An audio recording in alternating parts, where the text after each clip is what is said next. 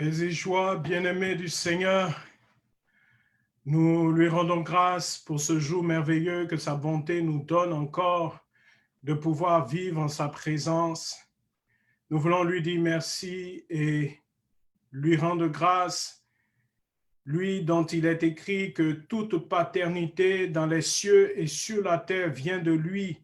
Il est le Père des Lumières, en qui il n'y a aucune ombre de variation ni de changement.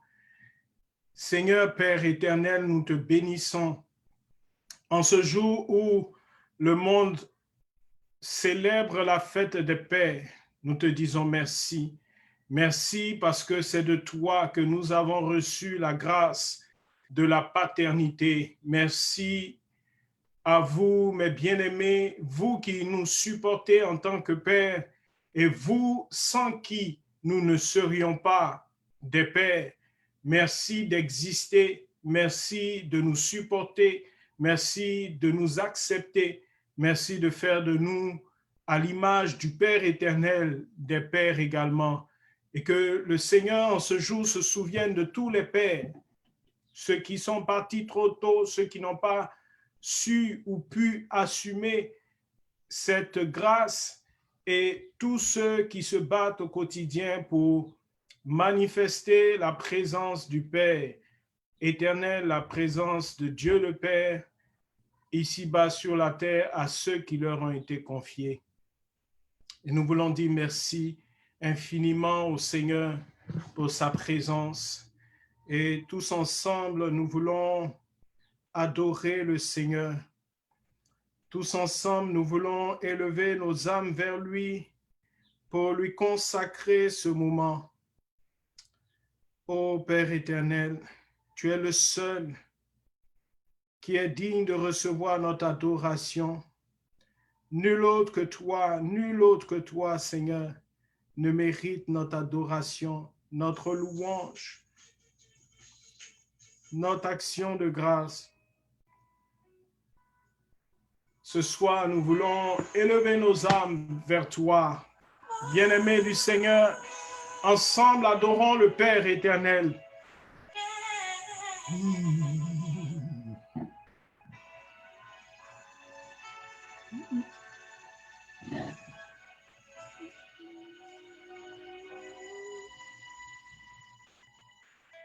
es le Dieu de ma vie. En toi j'ai trouvé le salut.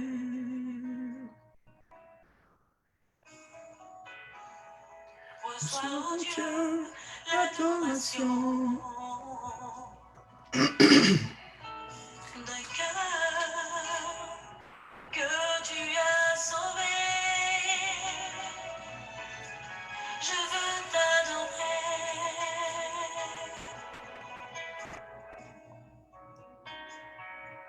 Oh, je veux t'adorer.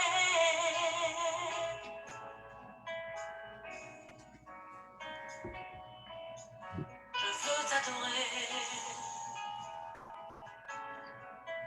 Oh, je veux t'adorer, Père.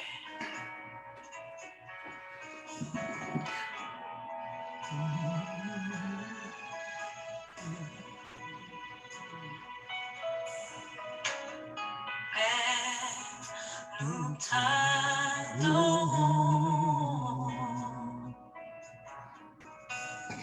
Père, nous t'adorons.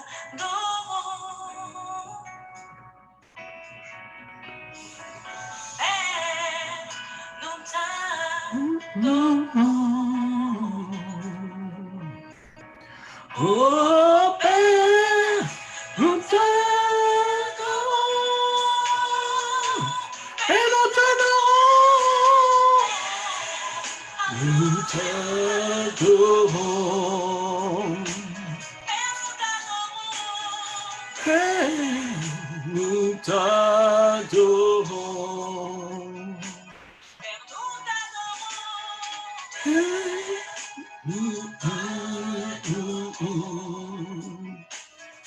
Merci de vous connecter, merci de commenter, merci de partager, merci de rejoindre l'heure du Christ. En ce jour de la fête des Pères, nous adorons le Père des Pères, le Père éternel, le Père et Seigneur de tout l'univers, le Père de notre Seigneur Jésus-Christ. À lui et à lui seul toute l'adoration. Et tu es digne d'être acclamé. Oh Jésus, nous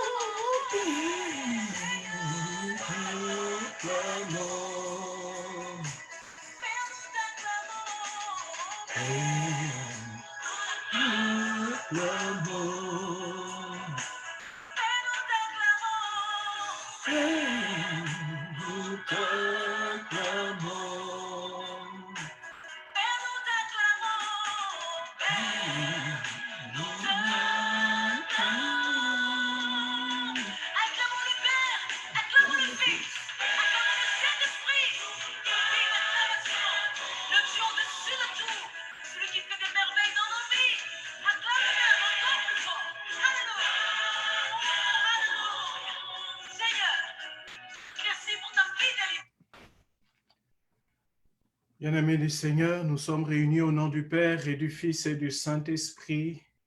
Seigneur de gloire, à toi et à toi seul notre louange, notre adoration. Et en ce soir encore, nous sommes réunis et nous voulons écouter ta parole. Nous voulons, Seigneur, nous laisser instruire, nous laisser nourrir, nous laisser conduire par ton esprit de vie.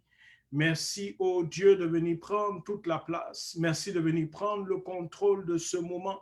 Merci, ô Dieu, de venir nous donner, d'ouvrir la bouche et que toi, tu puisses parler à ton peuple que nous sommes. Sois glorifié, sois exalté. Nous promettons de te donner d'ores et déjà toute la gloire pour ce que tu vas accomplir au milieu de nous, pour ce que, comme tu l'as fait la semaine dernière, pour ces personnes que tu as visitées et qui nous ont rendu témoignage, reçois tout l'honneur et toute la gloire. Amen. Bien-aimés du Seigneur, ce soir, nous voulons partager la parole de Dieu tirée de l'Épître aux Romains, Romains le chapitre 8, à partir du verset 28. Et nous savons qu'avec ceux qui l'aiment, Dieu collabore en tout pour leur bien, avec ceux qu'il a appelés selon son dessein. Que dire après cela? Si Dieu est pour nous, qui sera contre nous? Lui qui n'a pas épargné son propre Fils, mais l'a livré pour nous tous, comment avec lui ne nous accordera-t-il pas toute faveur? Qui nous séparera de l'amour du Christ? La tribulation, l'angoisse, la persécution, la faim, la nudité, les périls, le glaive. Oui, j'en ai l'assurance. Ni la mort, ni la vie, ni les anges, ni les principautés, ni le présent, ni l'avenir, ni les puissances, ni aucune hauteur, ni profondeur, ni aucune autre créature ne pourra nous séparer de l'amour de Dieu manifesté dans le Christ Jésus, notre Seigneur. Parole du Seigneur. Bien-aimés, ce soir, le thème proposé à notre méditation, c'est de cette épreuve. Au travers de cette épreuve, Dieu prépare ta gloire. Bien-aimés, l'apôtre Paul nous dit ici que tout concourt au bien de ceux qui aiment Dieu. Et il nous donne des exemples.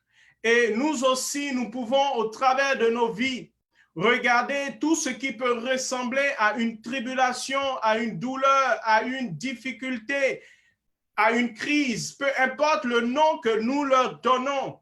Mais tous ces événements, toutes ces choses, toutes ces situations qui, à un moment donné de notre vie, viennent comme être des obstacles, viennent comme être ces choses qui nous empêchent, qui nous font perdre pour un temps notre quiétude, notre tranquillité, ou lorsque les choses ne marchent pas comme nous voulons. Le Seigneur nous dit ce soir que tout cela contribue à la manifestation de la bonté de Dieu dans nos vies, que tout cela prépare pour nous un trésor de gloire, que tout cela contribue à la manifestation de l'amour de Dieu pour nous. Et je veux parler à quelqu'un en ce jour, et je veux parler à l'humanité en ce jour, je veux parler au monde entier en ce jour.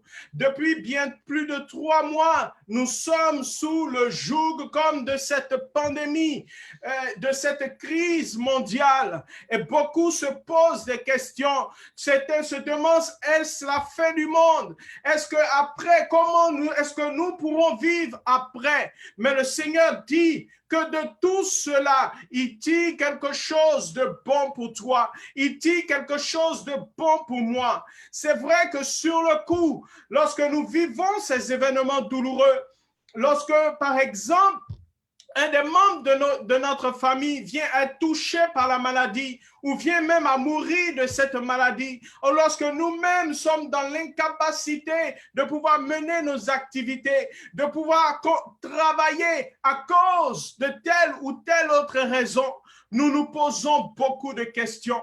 Mais je voudrais dire, et c'est cela que le Seigneur veut nous communiquer en ce soir, et tous les apôtres l'ont dit, l'apôtre Paul, l'apôtre Pierre, que les souffrances du temps présent n'ont rien de comparable avec le poids éternel de gloire que le Seigneur prépare pour nos vies.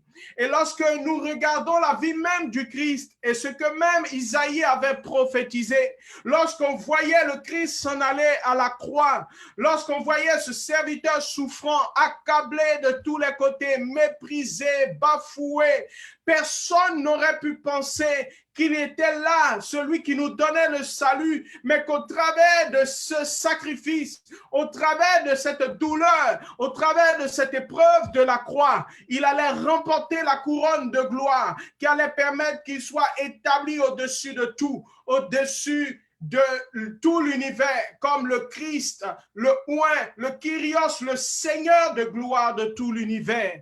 Et bien aimé, Jésus nous a dit, il dit, si on a traité ainsi le bois vert, qu'en sera-t-il du sec?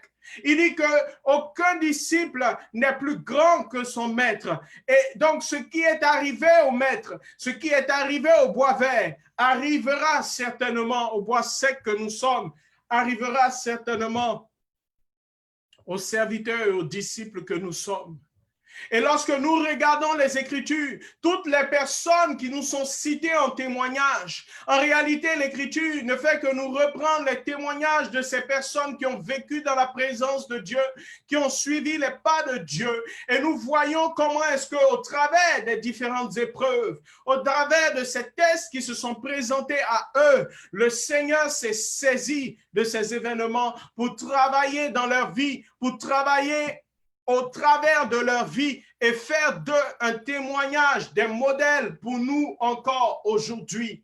Bien-aimés, même dans notre vie quotidienne, lorsque nous allons à l'école, à chaque étape, à chaque fois que nous devons passer un niveau, à chaque fois que nous devons monter en grade, il se trouve une épreuve, un examen, et qui est le prétexte pour nous faire monter de niveau, qui est le prétexte pour nous élever dans une autre gloire. Bien-aimés, il n'en est pas autrement dans notre vie de tous les jours. Et lorsque nous voyons la vie de David, David avait été un roi, mais en tant que roi, rien n'avait changé dans son existence. Il a fallu que sur son chemin se dresse un obstacle, et cet obstacle s'appelait Goliath.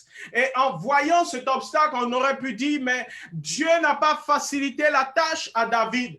Pourtant, au travers de Goliath se trouvait l'escabeau, le tremplin pour l'élévation de David, à tel point que même alors qu'il n'avait pas encore été reconnu roi, alors que Saül était toujours sur le trône, le peuple d'Israël reconnaissait et donnait toute la gloire à David. Bien-aimé, Joseph a été suscité et l'épreuve que Joseph a vécue était pour le conduire au trône d'Égypte, parce que de cette position, il devait manifester le salut de Dieu pour toute l'humanité. De la même façon, Dieu a élevé Moïse, mais au travers de la souffrance, au travers du désert. De la même façon, Daniel a été élevé au travers de l'exil, au travers de la fosse au lion, au travers de la fournaise de feu. Dieu a utilisé ces épreuves à chaque fois pour manifester sa grâce et oindre ses serviteurs, glorifier ses serviteurs d'une manière particulière. Et même lorsque Dieu voulait bénir Job d'une manière supplémentaire, d'une manière extravagante et abondante, Dieu lui-même a suscité l'épreuve pour que Job puisse encore être élevé devant sa face. Bien-aimés, nous ne pourrons jamais échapper à l'épreuve. Nous ne pourrons jamais échapper à la crise. Nous ne pourrons jamais échapper aux difficultés. Lorsque le déluge est advenu et lorsque à la fin du déluge, les eaux se sont éloignées de la terre, ont quitté la terre et que Noé a élevé son autel pour le Seigneur et qu'il a mis une offrande sur cet autel, la parole du Seigneur s'est fait entendre et a dit que tant que la terre existera, il y aura des semences, il y aura des moissons. Tant que la terre existera, il y aura le froid, il y aura la chaleur, il y aura l'été, il y aura l'hiver, il y aura le jour, il y aura la nuit. Il y a toujours des successions de temps et de périodes. Il y a toujours des saisons. Bien-aimés, et chaque fois que nous passons d'une saison à une autre, nous rentrons, nous quittons un certain niveau, une certaine dimension de gloire, d'intimité dans notre vie avec Dieu et le Seigneur nous élève à un autre niveau. Lorsqu'une épreuve survient dans notre vie, c'est que le Seigneur veut nous faire entrer dans une nouvelle saison. Et chaque saison annonce une nouvelle récolte. Chaque saison annonce une nouvelle moisson. Chaque saison, chaque jour annonce une nouvelle lumière. Bien-aimés, nous ne pouvons y échapper tant que la terre existera. Mais bien-aimés, ce soir, l'intérêt de ce partage, c'est que nous puissions saisir au travers de la vie de Job, au travers de la vie de Joseph, comment est-ce que, au travers de leur attitude face à ces épreuves, face à ces tentations, face à ces crises et à ces difficultés, quelle est l'attitude à avoir pour que le Seigneur nous fasse effectivement rentrer dans cette nouvelle dimension? Bien-aimés, et le Seigneur Jésus lui-même, dans l'Évangile, nous donne cette parabole du figuier stérile. Il dit que le Père a établi, a planté son figuier et qu'il vient chercher du fruit. Et voici qu'il arrive pour prendre du fruit à ce figuier et il n'en trouve pas. Et il dit, est-ce que je vais le couper? Et voici que le vigneron, voici le Christ qui s'avance et qui supplie, qui implore la miséricorde de Dieu pour dire non, Seigneur, ne l'enlève pas encore. Permets que pour une année encore, je puisse y mettre du fumier, que je puisse labourer la terre, que je puisse mettre du fumier. Et si cette année-là encore, il ne produit pas, là, tu pourras l'arracher. Bien-aimé, le fumier, ça sent mauvais. Le fumier, ce sont les épreuves, ce sont ces difficultés, ce sont ces crises au travers desquelles le Seigneur nous fait passer pour nous faire passer à une autre étape. L'épreuve dans notre vie, comme l'apôtre Jean nous le dit dans la prophétie d'Apocalypse chapitre 3, lorsqu'il s'adresse aux églises, L'épreuve dans notre vie vient soit nous rapprocher de Dieu, soit permettre que nous portions plus de fruits, soit permettre que nous soyons élevés dans une nouvelle dimension de gloire et de bénédiction. Et c'est pourquoi il dit, l'apôtre Jean, lorsqu'il parle de la part du Seigneur aux différentes églises, il dit, celui qui vaincra, celui qui, devant cette épreuve, aura la bonne attitude, celui qui reviendra à son premier amour, celui qui s'accrochera au Seigneur, celui qui gardera la parole du Seigneur, celui qui continuera à porter le bon fruit que j'ai prévu pour lui, celui-là, il obtiendra la couronne de gloire. Bien-aimés, excusez-moi, bien-aimés, ce soir, le Seigneur veut nous conduire dans une nouvelle dimension de notre vie et de notre marche à sa suite. Mais il faille que nous puissions comprendre l'attitude que nous avons à avoir, l'attitude qu'ont eu ces devanciers dans la foi, dont l'Écriture nous conte l'histoire, pour que nous puissions nous imprégner de leur modèle, pour que nous puissions nous appuyer sur leur témoignage, pour nous aussi être ces témoins fidèles du Seigneur. Bien-aimés, la première attitude, lorsque nous sommes devant la tribulation, lorsque nous sommes devant les difficultés, la première attitude, elle consiste à ne pas accuser qui que ce soit. Bien-aimé, lorsque Job a été frappé par la calamité, lorsqu'en un seul jour, il a tout perdu, lorsqu'en un seul jour, tous ses fils sont morts, lorsqu'en un seul jour, il a perdu tous ses biens, lorsque dans la même journée, il a été perclus d'une maladie avilissante, handicapante, Job s'est écrié, le Seigneur a donné, le Seigneur a repris, que le nom du Seigneur soit béni.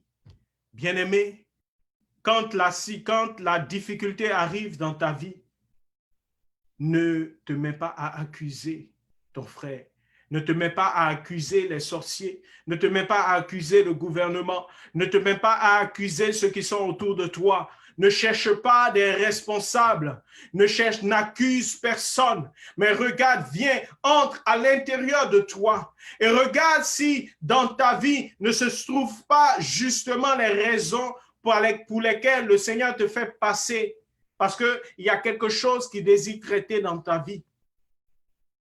Lorsque quelque chose t'advient, ne regarde pas d'abord à l'extérieur. Comme le Seigneur Jésus nous le dit, il dit, le mal ne vient pas de l'extérieur. Ce n'est pas ce qui vient de l'extérieur qui entre à l'intérieur de nous qui est mauvais, mais c'est ce qui sort. Est-ce que ce n'est pas l'état de notre cœur? Est-ce que ce n'est pas notre vie, le témoignage de notre vie? Est-ce que ce n'est pas le péché de notre vie qui crie contre Dieu? Est-ce que nous n'avons pas des lieux de notre vie où nous devons nous amender? Et est-ce que ce n'est pas pour toucher du doigt ces lieux que le Seigneur permet que ces épreuves arrivent?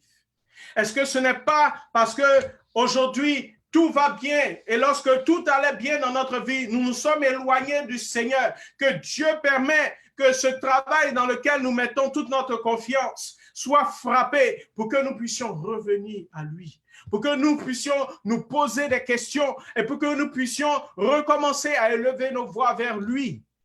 Est-ce que parce qu'aujourd'hui, tu étais dans une apparence d'abondance et de prospérité, est-ce que tu ne trouves pas, tu n'avais pas commencé à dire que tu n'avais plus le temps pour prier, que tu n'avais plus le temps pour aller à la messe, que tu n'avais plus le temps pour te tenir dans la présence du Seigneur? Et Dieu permet donc que ces difficultés arrivent pour que tu n'aies plus de prétexte.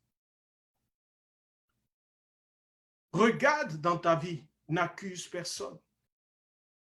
La femme de Job a dit, mais maudit Dieu et meurt. Il dit, je ne maudirai pas, parce que si j'ai béni le Seigneur dans l'abondance, pourquoi est-ce que je ne le bénirai pas dans le tourment? Bien-aimé, regarde ta vie. Bien-aimé, regarde si tu n'es pas toi-même responsable de ce qui est en train de t'advenir. Le Seigneur dit qu'il ne permet pas, il ne permettra jamais que nous soyons tentés au-delà de nos forces. Mais avec la tentation, avec l'épreuve, avec la tribulation, il nous donne les moyens pour en sortir. Et le Seigneur dit que tout ce qui nous advient concourt à notre bien. Au travers de ces épreuves que nous vivons, le Seigneur a un message à nous adresser.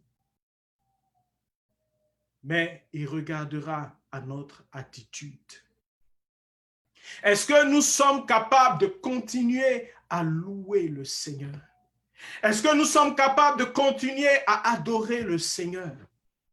En définitive, est-ce que c'est parce que, comme le diable a dit au sujet de Job, le diable, l'accusateur, dit au Seigneur, mais c'est parce que tu as béni Job qu'il te loue, c'est parce que tu l'as béni qu'il te donne, qu'il t'offre des sacrifices chaque jour. Touche-le et tu verras, apporte-lui des tribulations et tu verras s'il continue à t'adorer. Le Seigneur veut voir au travers de ces tourments, au travers de ces épreuves, au travers de ces difficultés. Il veut voir la qualité de notre foi. Et l'apôtre Pierre a repris ce thème. Il dit, notre foi est éprouvée comme l'or au creuset. Le Seigneur veut voir la qualité de notre foi. Il veut voir notre fidélité à son alliance. Est-ce que c'est sur Dieu que nous comptons? Vous voyez Isaac, le fils de la promesse. Isaac bénéficiait de la bénédiction de Dieu sans effort parce que cette bénédiction lui venait de l'alliance que son père avait conclue. Son père Abraham avait conclu avec le Seigneur. Mais Dieu a permis qu'il y ait une épreuve pour que Isaac puisse se déterminer vis-à-vis de lui. La Bible dit qu'il y a eu une famine. Et à l'occasion de cette famine, Isaac a été ébranlé. Isaac a été bousculé dans ses certitudes et dans ses convictions. Mais Isaac a dressé l'autel du Seigneur. Et sur cet autel, parce qu'il a reconnu le Seigneur l'a élevé, le Seigneur l'a relevé, le Seigneur lui a permis de prospérer même en ce temps de crise, en ce temps de famine. Bien-aimé, ne rejette pas la responsabilité de ce qui t'arrive. Joseph savait qu'il y avait un appel, une vision glorieuse sur sa vie. Pourtant, il s'est retrouvé livré dans la force, esclave. Mais malgré qu'il s'est retrouvé dans cette situation, Joseph a continué à respecter l'alliance de son père, Jacob. Bien-aimé, est-ce que tu es fidèle à ton alliance? Est-ce que tu es fidèle à ton statut de baptisé, d'enfant de Dieu? Est-ce que dans les difficultés, toi, jeune dame, toi, jeune fille, est-ce que dans les difficultés, tu ne baisses pas tes standards et tu ne corromps pas ta robe blanche que le Seigneur t'a donnée au jour de ton baptême pour tomber dans l'iniquité, dans le péché, dans la prostitution, parce que, dis-tu, tu n'as personne pour s'occuper de toi? Le Seigneur veut voir ta fidélité. Il veut voir sur qui est-ce que réellement tu comptes. Parce que lorsque tout va bien, nous pouvons louer le Seigneur, lui rendre grâce, parce que les événements et les circonstances nous procurent de la joie. Mais le Seigneur, au travers de ces épreuves, veut voir est-ce que nous continuons à pouvoir le louer, à pouvoir le célébrer, quels que soient les événements et quelles que soient les circonstances. Le Seigneur veut voir d'abord ta fidélité. Le Seigneur veut voir, est-ce que tu es fidèle? Est-ce que tu continues à compter sur lui? Est-ce que tu marches toujours dans l'alliance qu'il a conclue avec toi au travers du sang de Jésus-Christ? En deuxième lieu, le Seigneur désire également voir, est-ce que tu demeures intègre? Regardez Joseph, alors qu'il était en esclavage dans la maison de Potiphar. Alors qu'il était dans l'esclavage, le Seigneur suscite une tribulation. Voici que la femme de Potiphar, la femme de son maître, s'éprend de lui et veut le conduire dans une relation adultère que le Dieu de Joseph ne tolère pas. Et je parlais tantôt de nos sœurs, mais cela est valable aussi pour nos frères. Est-ce que dans ces situations, est-ce qu'à cause d'un travail, parce que tu as longtemps cherché un travail et que tu arrives à un entretien d'embauche et que ce recruteur qui est présent, que ce soit un homme ou une femme, te dise « Oh, je veux avoir des rapports sexuels avec toi. » Est-ce que tu garderas ton intégrité comme Joseph? Joseph a dit que mon maître, ton mari, m'a tout donné. Et la seule chose qu'il ne m'a pas donné dans sa maison, c'est toi. Et mieux encore, Joseph dit, je ne pourrai pas faire cela à mon Dieu. Je ne pourrai pas trahir mon alliance avec mon Dieu en allant avec toi. Elle a menacé de l'accuser de viol, de l'accuser d'agression sexuelle, au risque de le jeter en prison, au risque même d'une condamnation à mort. Mais Joseph est resté intègre dans ses voies. Est-ce que nous aussi, nous sommes capables de rester intègres dans nos voies? Est-ce que nous sommes capables de rester dignes malgré les difficultés, malgré le poids des difficultés, malgré l'urgence de nos situations? Est-ce que nous sommes capables de rester fidèles à la parole de Dieu? Bien-aimés, voici le sens des épreuves qui viennent dans nos vies. Le Seigneur veut tester notre foi. Le Seigneur également, au travers des épreuves et des difficultés, il veut nous amener à porter plus de fruits. Mais est-ce que nous sommes disposés à porter ce fruit? Est-ce que nous sommes dans l'attitude? Par exemple, nous venons à perdre notre emploi. Quelle est notre attitude? Comment est-ce que nous nous comportons? Est-ce que nous passons notre temps à nous lamenter? Ou est-ce que nous nous disons, comme le Seigneur l'a révélé à Noé, est-ce que nous nous rendons compte que là se trouvent encore d'autres opportunités? Parce qu'il dit que tant que la terre existera, le Seigneur parfois utilise ces épreuves parce que nous sommes tellement attachés à une situation, nous sommes tellement attachés à une personne, nous sommes tellement attachés à une position, nous sommes tellement attachés à un bien, nous sommes tellement attachés à une chose que nous oublions sa présence. Et le Seigneur permet que cette chose nous soit arrachée pour détourner notre regard.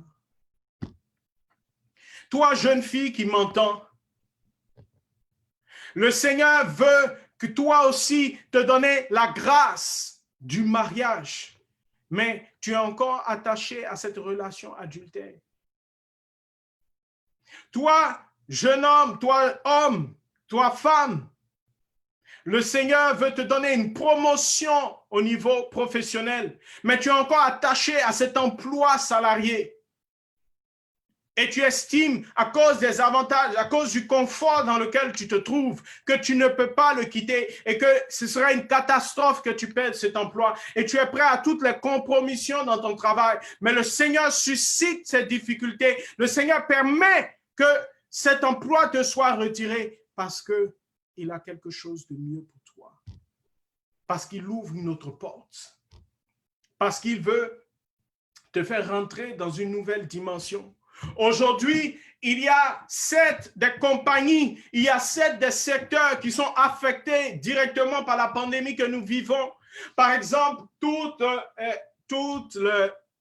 les compagnies aériennes, tout le secteur de l'aéronautique est fortement touché par cette crise à cause du confinement généralisé dans le monde. Mais aujourd'hui, il y a d'autres corps de métier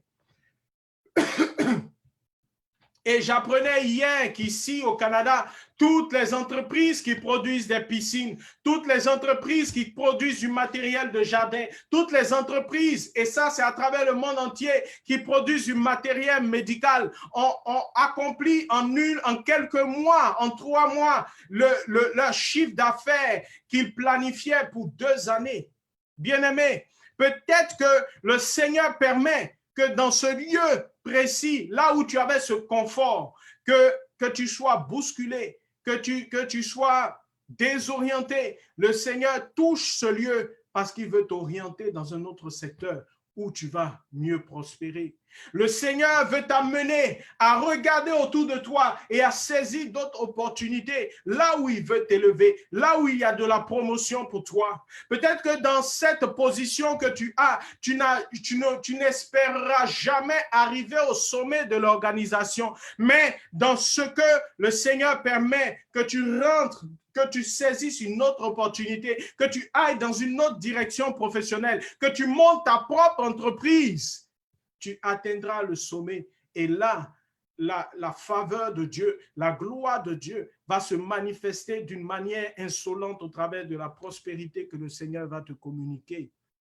Mais parce que nous sommes attachés à nos acquis, à notre confort, bien souvent, nous avons peur de quitter cette situation dans laquelle nous sommes. Joseph était dans une situation de confort dans la maison de Potiphar. La Bible dit que Potiphar s'était rendu compte que la grâce de Dieu était sur lui, que la main de Dieu était sur Joseph. Et il lui a dit, non, ne sois plus simplement mon esclave, mais je fais de toi le gérant de toutes mes affaires. Joseph avait donc été élevé. Joseph était dans le confort. Joseph n'était plus un esclave et un exécutant. Joseph était un homme respectable, mais toujours sous la domination de Potiphar. Mais Joseph n'a pas aimé cette position plus que son alliance avec le Seigneur. Et cela l'a conduit en prison. Mais malgré cela, dans la prison, Joseph n'a pas dit, parce que désormais je suis en prison, alors que j'avais voulu faire le bien, je ne vais pas faire profiter les autres du talent que Dieu m'a donné. Et là encore, Joseph a manifesté la main, la puissance de la grâce de Dieu qui était sur sa vie. Et Dieu a continué à bénir Joseph, même dans cette position. Et là encore, Dieu l'a établi. Et là encore, Joseph a continué à servir les autres. Que Joseph a continué à utiliser le don que Dieu avait mis en lui pour servir les autres. Bien-aimés, et comme j'ai coutume de le dire, aucun arbre ne produit de fruits pour lui-même. Aucun oranger ne se nourrit d'oranges. Aucun bananier ne se nourrit de bananes. Mais chaque fois qu'un oranger produit des oranges, c'est pour toi et c'est pour moi. Pourtant, toute sa vie consiste et toute sa raison d'être consiste à produire des oranges pour que toi et moi, nous ayons de la vitamine C. Et tous les jours, il continue à produire ce pourquoi il a été créé. Bien-aimé, le Seigneur attend de toi que tu produises ce pourquoi il t'a envoyé sur cette terre. Il attend de toi que tu produises le don, que tu le serves aux autres, ce don qu'il a mis à l'intérieur de toi, cette semence impérissable qui est à l'intérieur de toi, pour que tu portes du fruit et que ce fruit puisse nourrir des multitudes. C'est cela. Et c'est pour cela, le Seigneur dit, si tu ne produis pas de fruits, je vais mettre du fumier. Et je verrai si cette année encore, il ne produira pas. Le Seigneur attend de toi que tu serves ton don au monde entier. Et c'est lorsque l'oranger produit de belles oranges, et lorsque l'oranger produit des oranges sucrées et savoureuses, que nous, pour qu'il continue à produire, nous l'entretenons. nous le chérissons, nous bêchons la terre autour, nous l'arrosons, nous le mettons dans les meilleures dispositions pour qu'il continue à produire du fruit. Et c'est lorsque tu commences à produire le fruit que Dieu attend de toi, qu'il te met dans les meilleures dispositions et que les hommes sont capables de venir payer pour recevoir le don que Dieu a mis en toi. Bien-aimé, saisis l'opportunité que tu as en ce moment. Même si le monde dit que tu es au chômage, il y a quelque chose que Dieu a mis en toi. Et ce quelque chose, comme le dit l'apôtre Paul dans Romains, chapitre 8, le verset 19, que la création tout entière aspire à la révélation des fils de Dieu.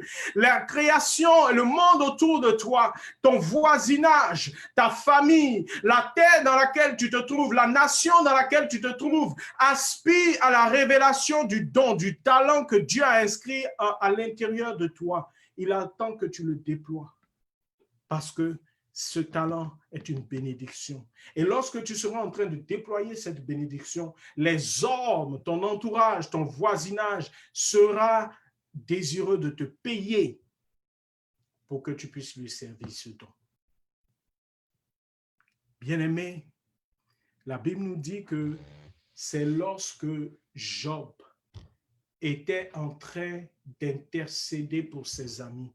Bien-aimés, lorsque nous revenons dans l'histoire de Job, lorsque nous lisons tout le livre de Job, nous voyons que ses amis, ceux que lui considérait comme des amis, sont venus l'accuser, sont venus le vilipender, sont venus vraiment le maudire à cause de ce qui lui arrivait.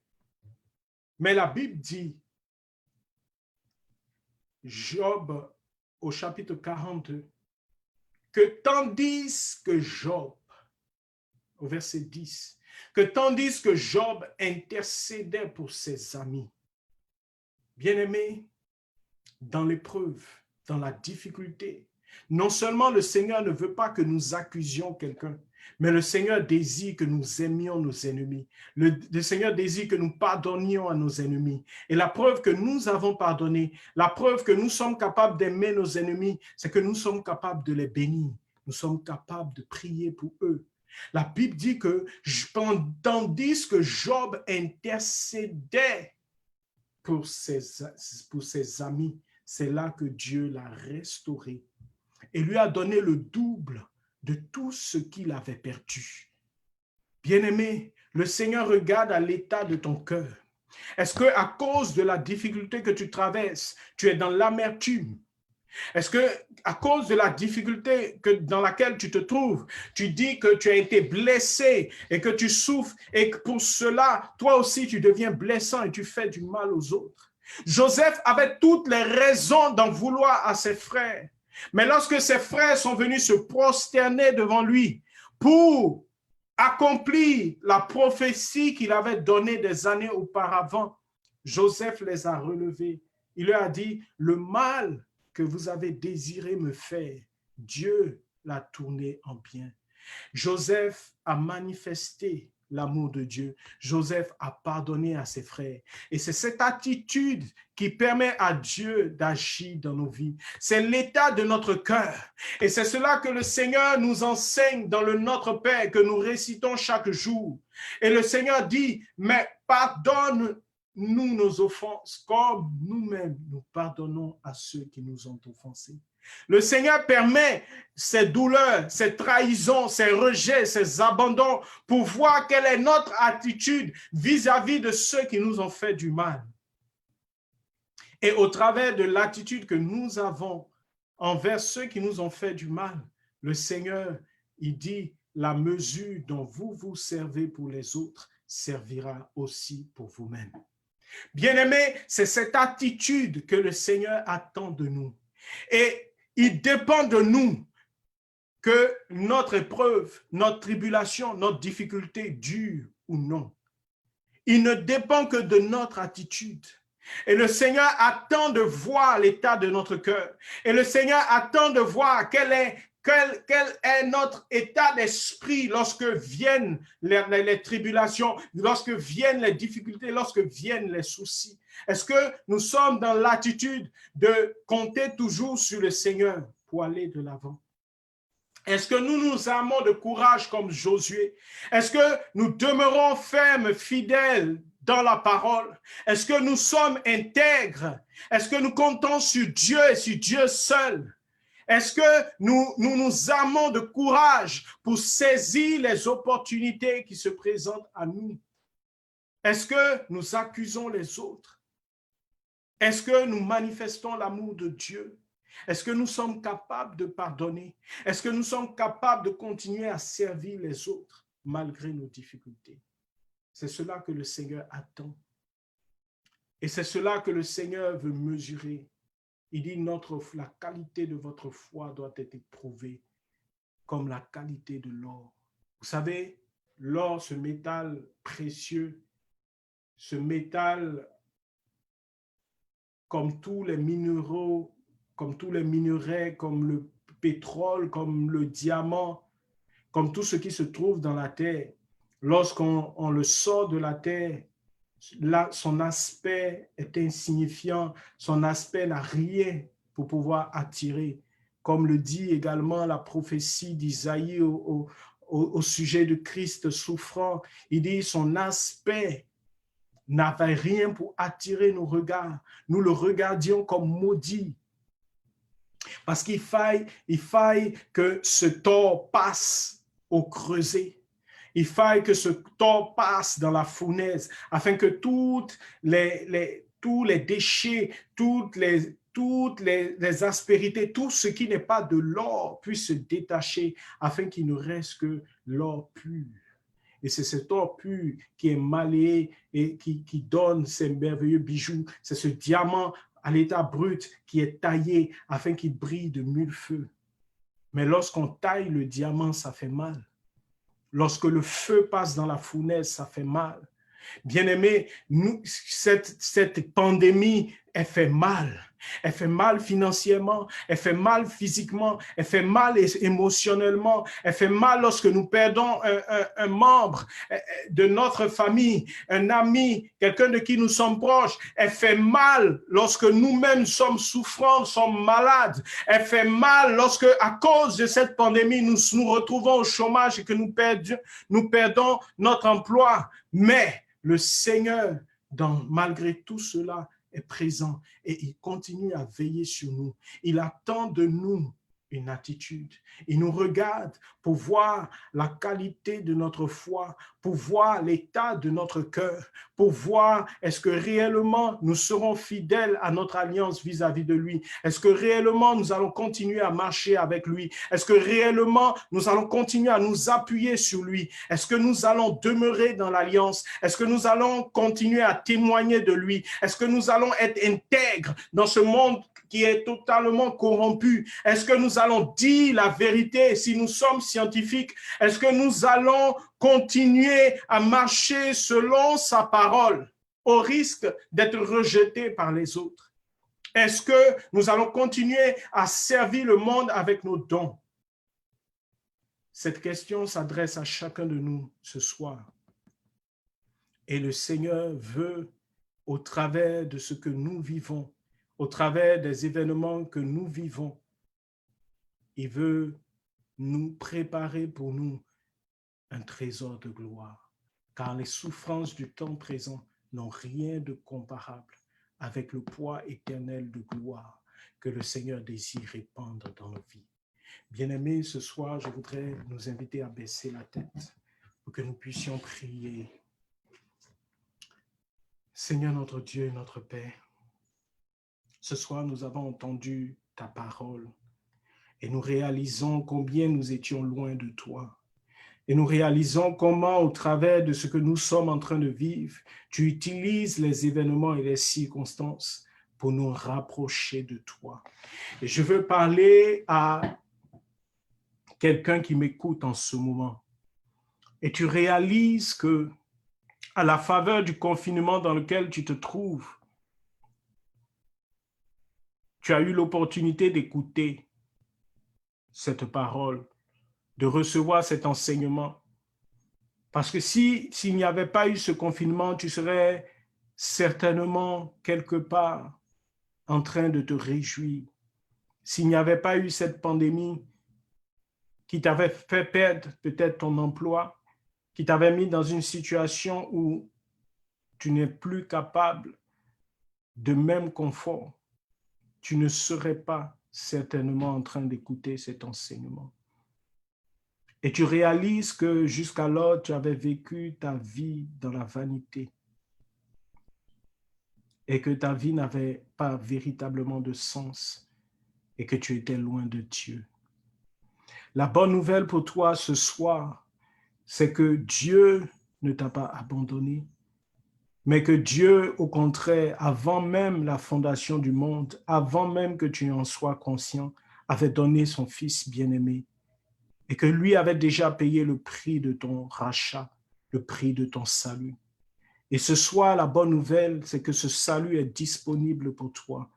Ce soir, la bonne nouvelle, c'est que le Seigneur te tend la main. Ce soir, la bonne nouvelle, c'est que le Seigneur t'a rejoint là où tu es.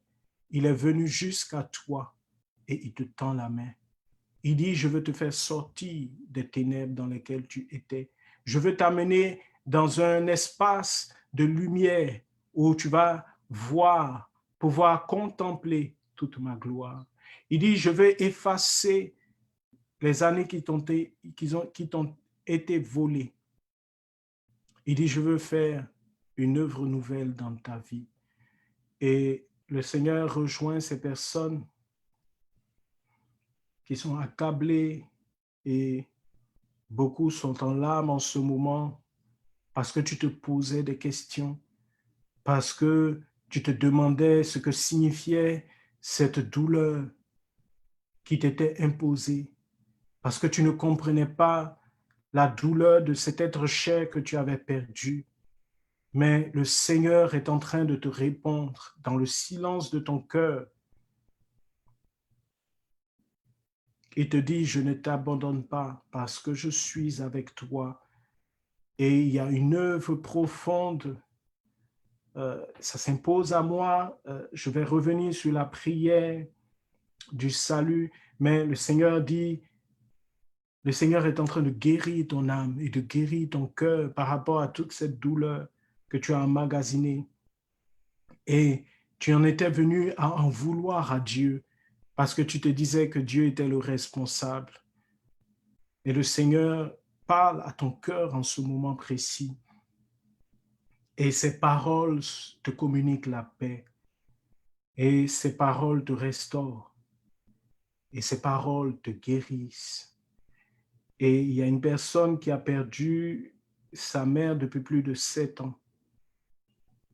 Et tu continuais à porter cela comme un gros fardeau.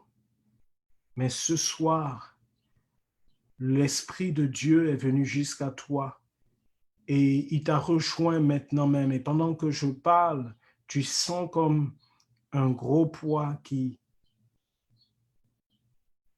décharge ton cœur.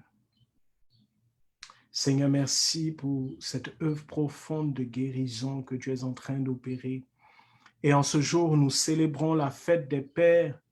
Il y a plusieurs personnes et toi, tu t'en voulais parce que tu n'avais pas eu l'occasion de véritablement te réconcilier avec ton Père avant son départ. Et là, tu t'en voulais, mais le Seigneur t'a rejoint pendant que nous sommes en train de prier et il vient te guérir de cette culpabilité que tu portais à l'intérieur de toi.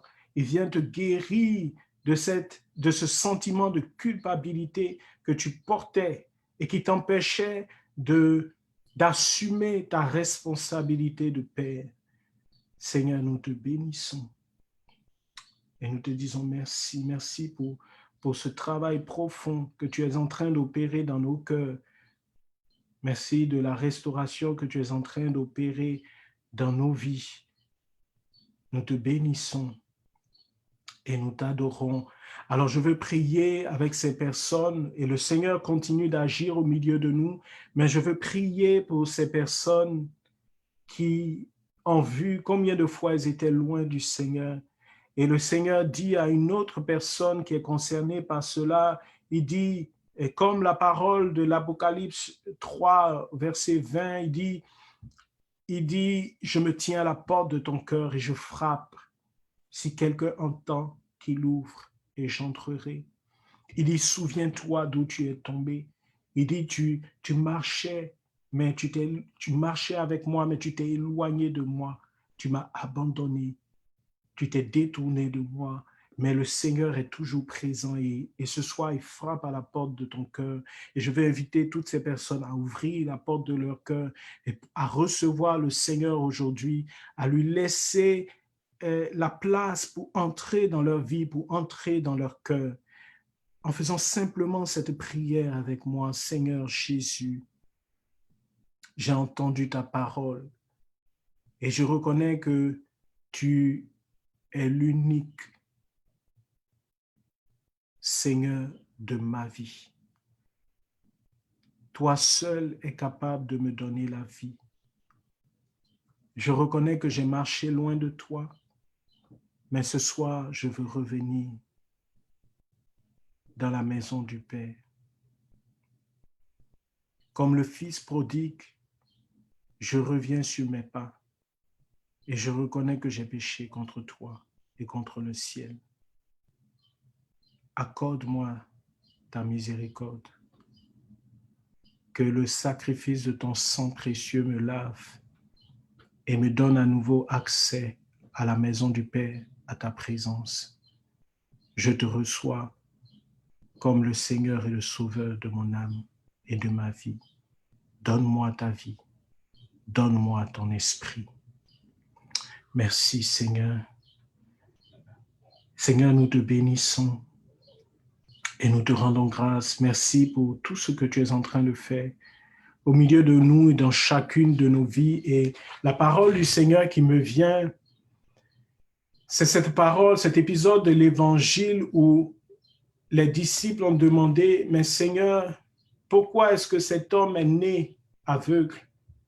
Et le Seigneur a répondu, c'est pour que la gloire de Dieu soit manifestée. Bien-aimés, je ne sais pas de quoi vous souffrez.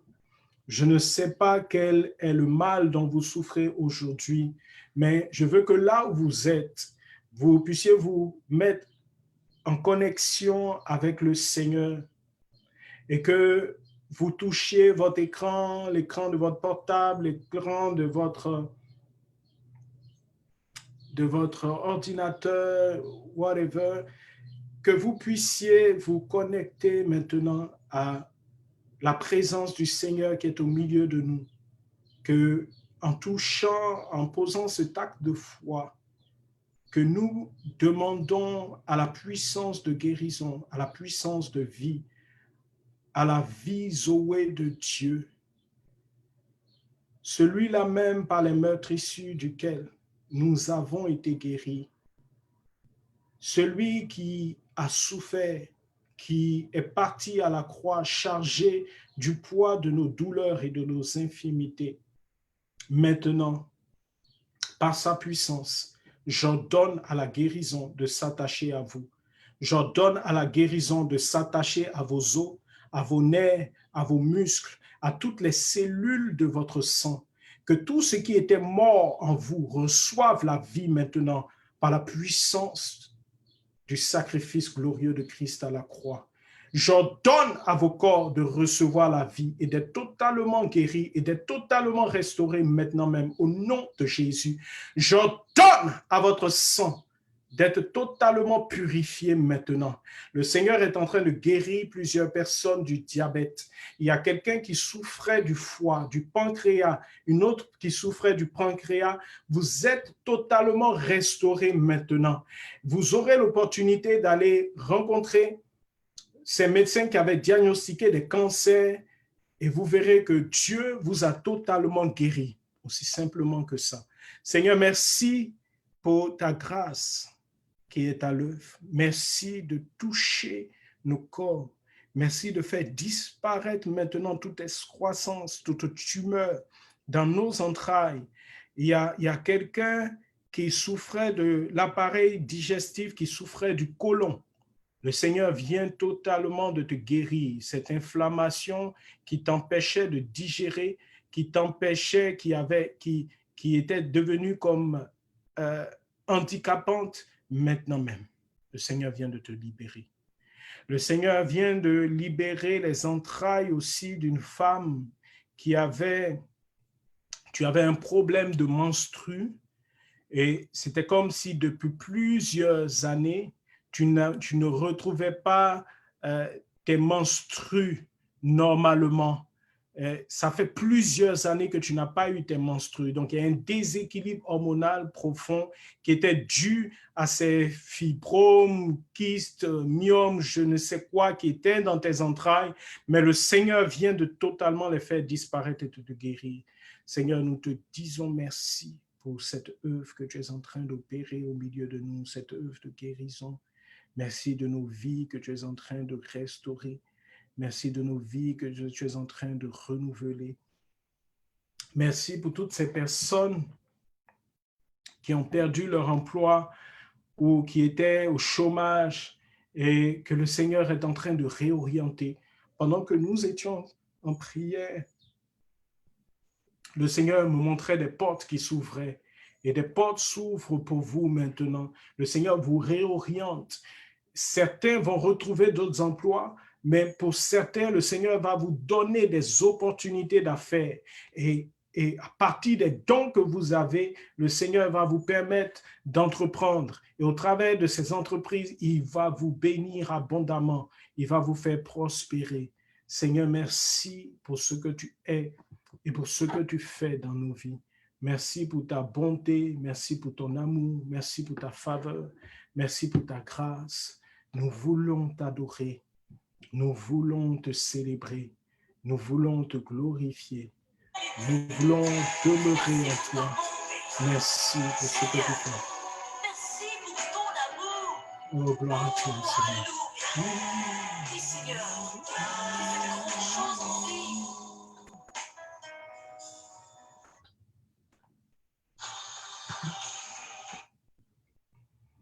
Alors, nous voulons rendre grâce à Dieu pour ce moment que nous venons de vivre, pour sa faveur, pour sa bonté, pour son amour. Seigneur, nous voulons demander que ta grâce demeure sur nous en surabondance, que ta faveur et ta bénédiction demeurent sur chacune de nos vies et que tu continues d'être notre berger, que tu continues à nous conduire, à nous guider sur le chemin de la vie, que tu nous donnes, Seigneur, pour ceux et celles qui sont fatigués, que tu nous donnes le repos, pour tous ceux qui ont soif, que tu nous mènes près des eaux tranquilles, que tu restaures nos âmes, que pour ceux qui sont dans la tribulation, qui traversent la vallée de l'ombre de la mort, Seigneur, que ton bâton et ta houlette soient là pour nous sécuriser, pour nous garder. Merci, ô Dieu, pour tous ceux qui sont dans la détresse et qui ne savent plus où donner de la tête, que tu dresses une table pour nous en face de nos adversaires et que tu répandes à profusion ton huile sainte sur notre tête et que tu fasses déborder notre coupe, que la gloire, que ta grâce et le bonheur nous accompagnent tous les jours de notre vie parce que tu es notre berger, tu es notre Père et nous te bénissons. Nous rendons grâce à Dieu et nous le bénissons, nous lui disons merci pour ce moment que nous avons vécu en lui.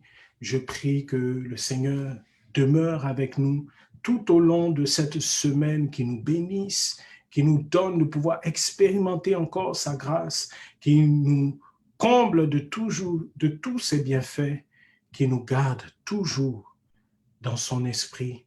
Au nom du Père et du Fils et du Saint-Esprit. Amen. Je vous aime. Soyez bénis. Amen.